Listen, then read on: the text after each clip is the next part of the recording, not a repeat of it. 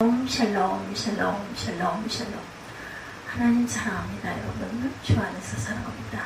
잠언 14장 21절에서 35절 하나님의 사랑, 우리 함께 이 말씀 속에서 은혜를 나눕니다. 우리는 하나님의 사람, 예수 믿는 사람, 구원받은 사람, 성령 받은 사람들이죠. 우리가 하나님의 사람이라면 뭔가 달라야 되겠죠. 그러면 어떻게 달라야 할까? 소중히 여기는 대상이 있어야 하겠죠. 오늘 성경은 하나님의 사람이라면 소중히 여겨야 할 사람을 소개하고 있습니다. 첫째, 하나님의 사람은 사람을 소중히 여겨야 된다. 21절 말씀부터 봅니다. 이웃을 업신여기는 자는 죄를 범하는 자요, 빈곤한 자를 불쌍히 여기는 자는 복이 있는 자니라, 이렇게 말씀하고 있어요. 하나님의 사람은 사람을 소중히 여기라고 말하죠. 21절에 제가 지금 금방 읽었습니다. 세상에 어떤 가족이나 어떤 물건보다도, 명예와 권세보다도 더 소중히 여겨야 할 대상이 바로 이웃이고 가족이라는 거죠. 사람을 소중히 여기는 사람이 하나님의 그 사랑, 예수 믿는 사랑, 성령 받은 사랑인 줄로 믿습니다. 친구는 네 종류의 친구가 있다고 그래요. 하나님의 그러한 사랑과 예수 믿는 그러한 사람들, 성령 받은 사람들, 또한 하나님의 사람들입니다. 그것이 바로 하나님이 주신 사랑이라는 것입니다. 꽃과 같은 친구, 꽃이 활짝 피고 향기가 날 때는 곁에 있어주는데, 꽃이 시들고 악취가 날 때는 밟고 지나가는 친구가 있습니다. 그렇게 많이들 하죠. 다 가져다 버리죠. 꽃이 다 시들면. 두 번째, 저울과 같은 친구, 무게에 따라 방향이 정해지듯이 자기에게 유익이 되면 가까이 오고, 자기에게 유익이 되지 않고 손해가 될 것 같으면 튕겨나가는 친구입니다. 세 번째는 산과 같은 친구, 사는 모든 동물과 식물과 곤충들에게 많은 것을 제공합니다. 이처럼 내 삶 속에 안식처가 되게 하고 요동하지 않는 친구이다. 네 번째, 땅과 같은 친구, 씨를 뿌리면 줄기가 나고, 뿌리가 나고 꽃이 피게 하고 열매 맺는 친구, 즉 내 삶의 생명력을 갖게 해주는 좋은 친구를 일컫죠. 우리 모든 주변 믿음의 그러한 그 것들, 주변에 어떤 친구들이 있는지 우리가 돌아봐야 합니다. 미국의 공과기술대학으로 유명한 카네기 공대에서 이 대학 졸업자들을 대상으로 성공의 요인이 무엇인가 설문조사를 했다고 그래요. 공대의 경우 대부분은 뛰어난 기술이 성공의 요인으로 생각하기 쉬운데, 그들 중 15%만 기술로 성공했고 나머지 85%는 뛰어난 인간관계, 그들의 삶에 큰 영향을 미쳤다, 이렇게 조사에서 밝혀졌다고 해요. 예수 믿는 사람은 특별히 대인관계가 좋아야 합니다. 목사가 될 수밖에 없는 요인 중에 하나일 수 있죠. 사람과 대화하는 것을 좋아하고, 사람과 밥 먹는 것 좋아하고, 또한 사람과 같이 하는 것을, 무언가 하는 것을 좋아한다. 어떤 사람은 조금만 불편한 사람과 식사를 하면 체한다. 불편한 사람과는 밥을 못 먹는다, 이런 사람도 있어요. 그런데 누구와 밥을 먹든지 밥이 없어서 못 먹었지, 밥맛 없어서 못 먹는 그런 적이 없는 이런 사람, 사람을 좋아하는 사람이 성공한다는 것. 제가 이게 부족합니다. 사람을 좋아하는 사람은 또한 은혜를 받습니다. 사람을 좋아하는 사람이 행복하죠. 사람을 좋아하는 사람이 하나님께 쓰임도 받습니다. 사람이 사람 없이는 살지 못한다. 하나님은 아담의 갈비뼈를 취해서 하와를 만드셨고, 아담은 하와를 보자마자 이렇게 말하죠. 이는 내 뼈 중에 뼈요, 살 중에 살이로다. 창세기 2장 23절이죠. 그리고 행복하게 인생을 시작합니다. 사람은 혼자 살지 못해요. 그렇죠? 그러므로 행복을 위해서는 사람을 소중히 여겨야 하고, 사람을 좋아하면 내 인생이 행복하고 성공하게 될 줄로 믿습니다. 나만 성공하려고 하면 성공하지 못해요. 같이 성공해야 되죠. 먼저 사람을 키우고 박수를 쳐주고, 그러면 내가 성공하게 된다. 이것이 메아리의 법칙이라고도 하죠. 본문에 사람을 소중하게 여기는 방법 4가지가 나옵니다. 첫째, 사람을 없이 여기지 말아야 한다. 명품만 해야 좋은 것은 아닙니다. 명품을 가지고 있지 않아도 하나님의 사람 앞에 사랑을 받으면 명품 인생을 살게 된다는 거 잊지 맙시다. 사람 위에 사람 없고 사람 아래에 또한 사람이 없어요. 하나님은 어떤 사람을 천하게 여기고 어떤 사람을 존귀하게 여기시는 법이 없습니다. 하나님은 누구나 사랑하시고 축복하세요. 본문 21절에 그 이웃을 없인 여기는 자는 죄를 범하는 자요 빈곤한 자를 불쌍히 여기는 자는 복이 있는 자니라. 이웃을 없인 여기는 자는 범죄하는 사람, 죄를 짓는 사람이다.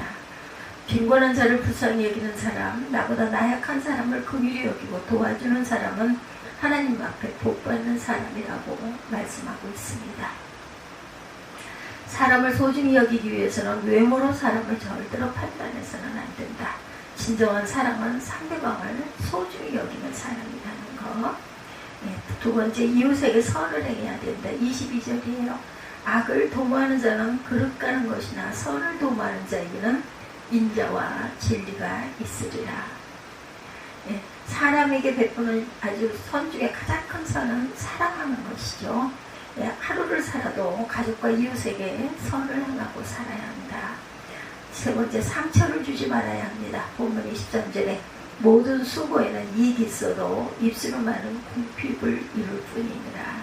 말을 잘못하면 인생이 흔들리고 인생에 있는 이것을 빼앗기고 궁핍해진다라는 거예요. 그러므로 상처 주는 말을 금하자. 내가 하나님이 아니니 아니기 때문에 다른 사람을 절대로 정죄하지 말아야 하고 손가락질하지도 말아야 하고 판단해서도 안 된다. 남을 판단하지 아니하며 부정적인 말을 하는 사람이 있어야 한다는 것. 특히나 교회는 이런 사람들이 많이 모여야 되겠죠. 네 번째, 생명을 주는 사람이 되어야 합니다. 본문 25절에 진실한 증인은 사람의 생명을 구원하여도 거짓말을 뱉는 사람은 속이느니라. 진실하게 사는 사람은 다른 사람을 사랑하는 사람입니다. 이렇게 다른 사람을 사랑하는 사람은 생명을 준다라는 거. 미국 과학 전문 매체 라이브 사이언스는 바다, 육지, 하늘 등 지구상의 동물 중 인간의 가장 위험한 동물 10을 발표했다고 그래요. 탑 10을 선정해서 발표했는데 제일 무서운 것은 인간이 200만 명의 사람을 죽게 만드는 모기다 이렇게 말했다고 합니다. 이 모기는 말라리아 등의 질병을 일으켜서 사람을 가장 괴롭힌다는 것. 2위는 매년 5만 명 이상의 사람을 죽게 하는 코브라라는 그러한 뱀이고 3위는 60명의 사람을 한꺼번에 죽일 수 있는 독을 지닌 호주산 박스 해파리로 선정이 되었다고 합니다. 그 뒤를 이어 북극곰, 도깨구리, 백상어, 코끼리, 아프리카 물소. 놀라운 것은 가장 적은 것이 가장 무섭다는 것, 가장 작은 것이 가장 무섭다. 마찬가지로 우리들의 삶에도 가장 작은 것이 무섭다라는 것, 말과 언어, 무서운 거죠. 그래서 성경은 사람이 죽고 사는 것이 혀의 권세에 있다고 잠언 18장 21절에도 말합니다. 말은 살리기도 하고 죽이기도 할 수 있어요. 우리의 입에는 그리스도의 은혜가 있어야 합니다. 사람을 소중히 여기는 사람에게는 주시는 복이 있다는 것을 절대 잊지 맙시다. 잠언 14장 21절에서 35절 하나님의 사랑 이런 제목으로 함께 은혜를 나누고 있습니다. 그래서 성경은 사람의 죽고 사는 것이 혀의 권세에 있다라고 말하죠. 말은 사람을 살리기도 하고 죽이기도 할 수 있다. 우리 입에는 예수 그리스도의 은혜가 항상 있어서 사람을 살리는 그러한 저와 여러분들이 되셔야 되겠죠. 사람을 소중히 여기는 사람에게 주시는 복이 있습니다.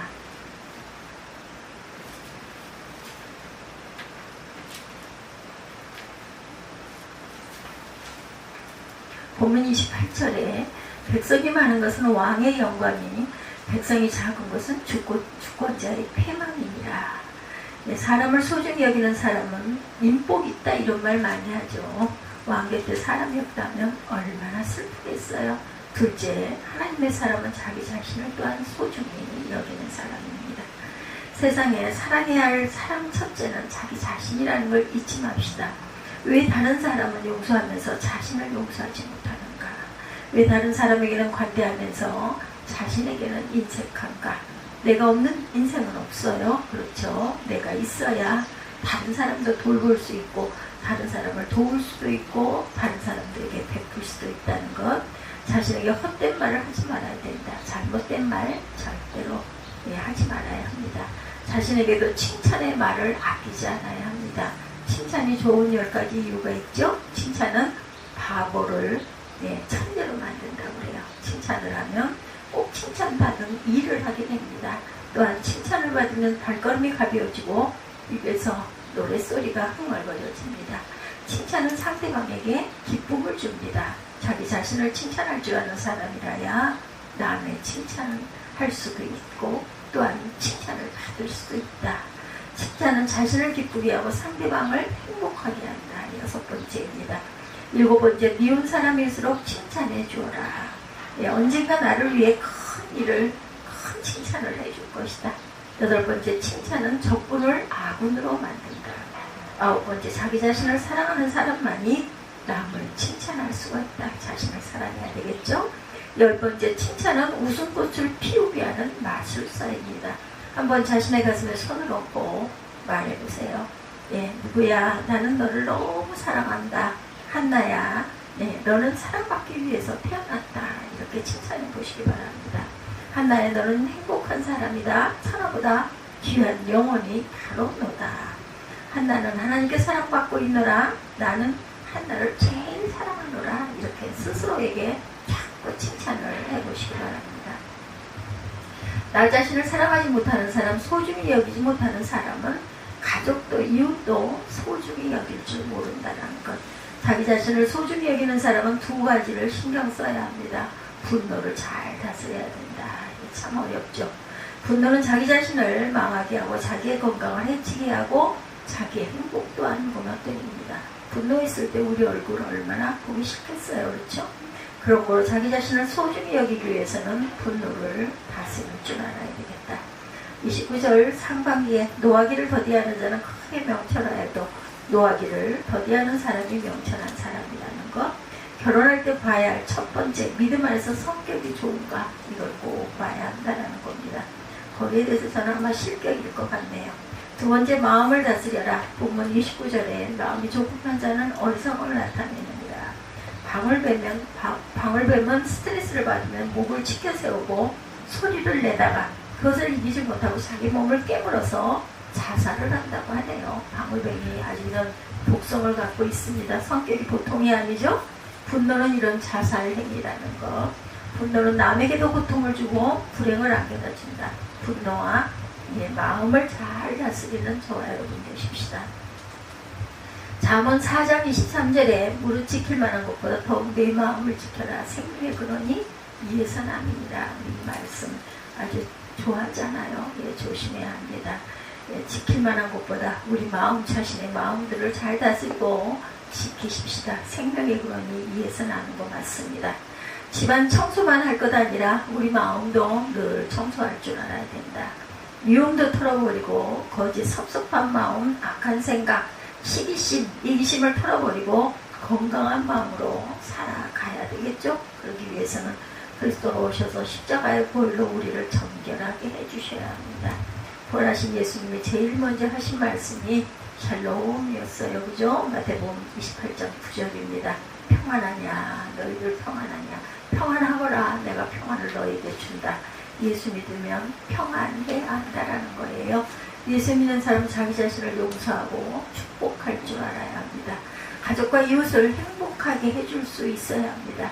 본문 30절에 마음의 화평은 육신의 생명이나 시기는 뼈를 썩게 한다라고 말씀하고 계세요. 셋째, 하나님의 사랑은 하나님을 소중히 여겨야 된다. 하나님의 사랑은, 하나님의 사랑은 하나님을 또한 소중히 여겨야 합니다. 내가 하나님을 사랑한다고 하면서 하나님을 업신여기면 죄가 되겠죠? 31절에 가난한 사람을 학대하는 자는 그를 지으신 이를 멸시하는 자요, 궁핍한 사람을 불쌍히 여기는 자는 주를 존경하는 자니라, 이렇게 말하고 있어요. 잠언 14장 말씀입니다. 잠언 14장 31절 보죠. 잠언 14장 31절. 가난한 사람을 학대하는 자는 그를 지으신 이를 멸시하는 자요, 궁핍한 사람을 불쌍히 여기는 자는 주를 공경하는 자니라. 29절부터 볼까요? 노하기를 더디하는 자는 크게 넘쳐라해도 마음이 조급한 자는 어리석음을 나타내니라. 평온한 마음은 육신의 생명이나 시기는 뼈를 썩게 하느니라. 이렇게 말씀해요. 32절에 악인은 그의 환난에 엎드러져도 의인은 그의 죽음에도 소망이 있느니라. 지혜는 명철한 자의 마음에 머물거니와 미련한 자의 속에 있는 것을 나타내느니라. 공의는 나라를 영화롭게 하고 죄는 백성을 욕되게 하느니라. 35절까지죠. 슬기롭게 행하는 신하는 왕에게 은총을 입고 욕을 끼치는 신하는 그의 진노를 당하니라. 이렇게 말씀하고 있어요. 그래서 하나님을 찾는 것 또한 가난한 사람을 학대하지 않는 것, 불쌍히 여기는 이 마음이 하나님께서 기뻐하시는 마음이다. 하나님을 사랑하는 자, 하나님을 소중히 여기는 자, 하나님을 경외하는 자는 사람 또한 소중히 여긴다는 거죠. 정말 하나님의 사람은 사람을 소중히 여기고 사람을 소중히 여길 줄 아는 사람은 하나님을 또한 소중히 여길 줄 안다. 그럼 어떻게 하는 것이 하나님을 소중히 여기는 것일까? 하나님을 늘 의식하고 하나님과 대화하며 살아가는 것. 그 중에 하나가 우리가 새벽 예배를 통해서라도 말씀을 입술로 고백하고 그 말씀 중에 한 줄이라도 내가 종일 묵상할 줄 아는 마음. 이것이 하나님을 사랑하는 방법입니다. 교회 안에서만 하나님을 찾는다는 것은 하나님을 소중히 여기는 것이 아니라는 것. 하나님을 인정하고 환영하고 모셔드릴 줄 알아야 합니다. 조영기 목사님도 그러셨죠? 예, 성령님 예, 환영합니다. 인정합니다. 모셔드립니다. 하나님이 그 성령이시고 성부 하나님, 성자 하나님, 성령 하나님입니다. 또한 대화는 기도입니다. 본문 30절에 악인은 그 환난에 엎드러져도 의인은 그 죽음에도 소망이 있느니라.